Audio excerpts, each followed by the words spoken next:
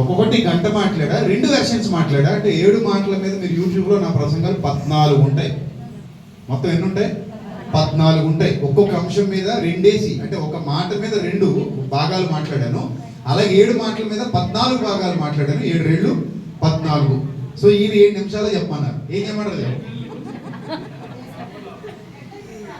So అంటే అలా కాదమ్మా. యాక్చువల్లీ నేను ఒక విలువైన విషయాన్ని మీతో మాట్లాడతాను. యాక్చువల్లీ 7 మాటలతోనే మాట్లాడతాను. దయచేసి శ్రద్ధగా వినండి. ప్రార్థన చేసుకుని వాక్య ధ్యానంలోకి వెళదాం. రైటా? ప్రార్థన చేసుకుందాం, వాక్య ధ్యానంలోకి వెళదాం. దేవుడు అంటే ధన్యత మనందరికీ అనుగ్రహించును గాక. తలలు వంచండి, ప్రార్థన చేసుకుందాం. తలలు వంచండి, ప్రార్థన చేసుకుందాం.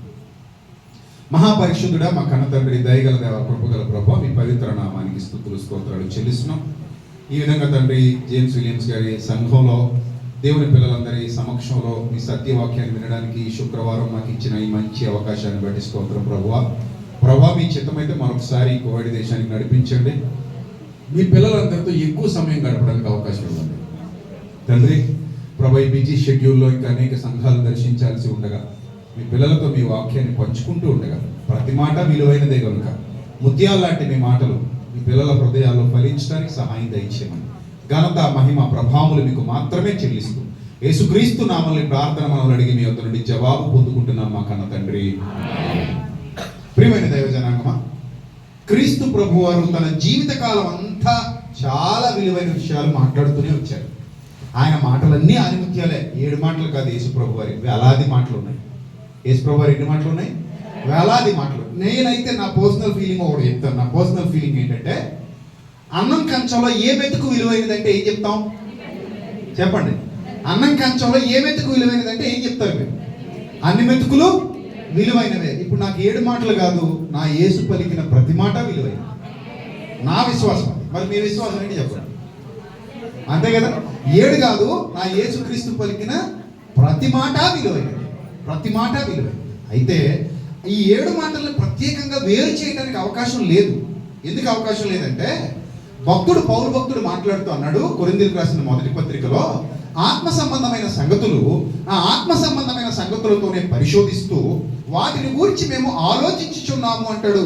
కొరింథీయులకు రాసిన మొదటి పత్రిక, ఫర్ యువర్ ఇన్ఫర్మేషన్, మీకు ఆ రెఫరెన్స్ కూడా ఇస్తాను, ఇంటికి వెళ్ళిన తర్వాత క్లియర్గా చదువుకోండి.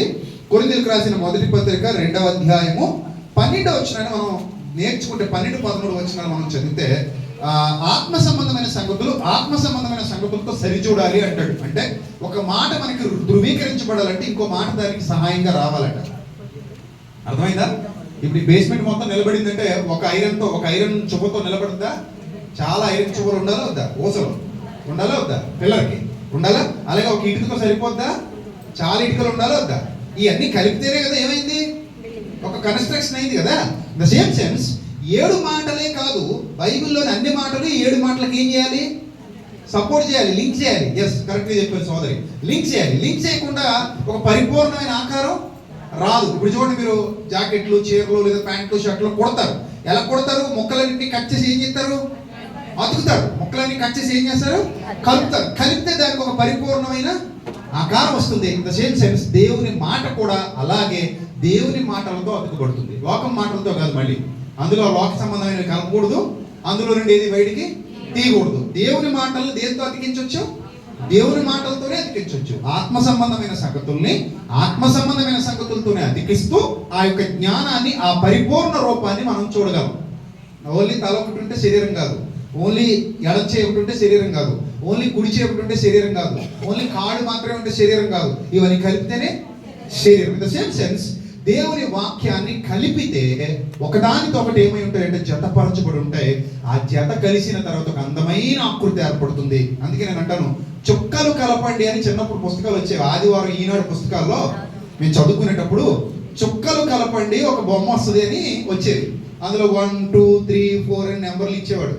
ఆదివారం పేపర్ రాగానే పరిగెత్తుపోయేవాళ్ళం. నేను అనే ఆ పుస్తకం నాకు కావాలి. ఎందుకంటే లాస్ట్లో ఉంటుంది అది పేజ్. అందులోకి వెళ్ళి 1, 2 మొత్తం ఏం చేయాలి? కలపాలి. కలిపితే బొమ్మ వచ్చేది. ఎంత హ్యాపీ ఫీల్ అయిపోయేవాళ్ళం. ఇప్పుడు అంతకంటే హ్యాపీ ఫీల్ అవుతున్నాను నేను, వాక్యాన్ని ఒకదానితో కలుపుకోవడం వల్ల. దేవుని జ్ఞానం దేవుని జ్ఞానానికే తెలుసు. దేవుని జ్ఞాన మర్మాలు దేవుని జ్ఞానానికే తెలుసు. బైబిల్లో వస్తున్న ప్రశ్నలకు బైబిల్ మాత్రమే ఏమి ఇవ్వగలదు? సమాధానాలు ఇవ్వగలదు. అలాంటి జ్ఞాన సంగతులు మనం దైవ గ్రంథంలో నుండి నేర్చుకుంటున్నాం. రైట్, ఇప్పుడు ఈ సిలువలో పలుకుతున్నాడు కొన్ని మాటలు, సిలువ మీద పలుకుతున్నాడు కొన్ని మాటలు, సిలువ ముందు కూడా చాలా మాటలు పలికాడు ఆయన. వేలాడిన తర్వాత పలికినటువంటి మాటలు క్రైస్తవ సమాజంలో చాలా విలువను సంతరించుకున్నాయి. అయితే కొంతమంది ఇప్పటికీ ఈ మాటల మీద కొట్టుకుంటున్నారు. ఏమో తెలుసా, ఇది మొదటిది అంటే ఇంకొక ఆయన అంటాడు అది మొదటిది కాదు, ఇది మొదటిది అంటాడు. మీరు కావాలంటే ఇంటర్నెట్లో వెళ్ళి చూడండి, సీక్వెన్స్ కోసం దెబ్బలాడుకుంటున్నారు మనోళ్ళు. నిజం, ఇది 1, ఇది 2, ఇది 3, ఇది 4. ఓ ఏమైనా ఇది నాకు ఎంత బాధ కలుగుతుంది అంటే, ఈ సీక్వెన్స్ కోసం కొట్టు సావడం ఎందుకు? అన్నీ ఎక్కడ పలికాడు ఆయన? శిలువ మీద పలికాడు. మనం ఆయన దగ్గర ఉండి చూసామా? చూడలేదు. రాయబడి ఎక్కడ రాయబడ్డాయి? 4 సువార్తల్లో రాయబడ్డాయి. సో కాబట్టి అన్నీ ఆయన మాటలే కదా. ఇది మొదటిది, ఇది 2వది, ఇది 3వది, ఇదే 4వది, ఇదే 5వది. నువ్వు ఇది 6వది అంటావేంటి, ఇది 7వది, నువ్వు 7వది అంటావేంటి, ఇది 3వది. ఎందుకు మనకి డిబేట్లు? మొత్తం అన్నీ ఎవరి మాటలు? మన ప్రభు మాటలే. మొత్తం అన్నీ మన ప్రభు మాటలే. సో ఆ ప్రభు మాటల్లో ఉన్నటువంటి శక్తి ఏంటో సింపుల్ గా చెప్తాను. తండ్రి, వీరు ఏమి చేయించున్నారో వీరు ఎరుగరు గనుక వీరిని క్షమించు. అక్కడ దేవుని యొక్క రక్షణ సంకల్పం మొత్తం కనబడుద్ది. ఈ ఒక్క మాటలో దేవుని యొక్క రక్షణ సంకల్పం మొత్తం కనబడుద్ది. ఎలా కనబడుద్ది అంటే, తండ్రి నిజంగానే వీళ్ళు ఏం చేస్తున్నారో వీళ్ళకి తెలియదు. ఎలా తెలియదు అంటే సంపూర్ణంగా తెలియదు అని అర్థం. ఇక్కడ చాలా మంది అంటారు, పాపం చేసేవాడికి పాపం చేస్తున్నాం తెలీదా అని అడుగుతారు. నిజమే, పాపం చేసే ప్రతివాడికి పాపం చేస్తున్నాం తెలుసు. తెలియకుండా ఎవడు పాపం చేయడు. కాకపోతే ఇక్కడ దేవుని ఆలోచన ఏంటంటే, సంపూర్ణ జ్ఞానం తెలియక పాపం చేశాడు అని. తెలియక చేశాడంటే ఏదో ఎరగకుండా చేసాడని కాదు, సెన్స్ లేకుండా చేసాడని కాదు.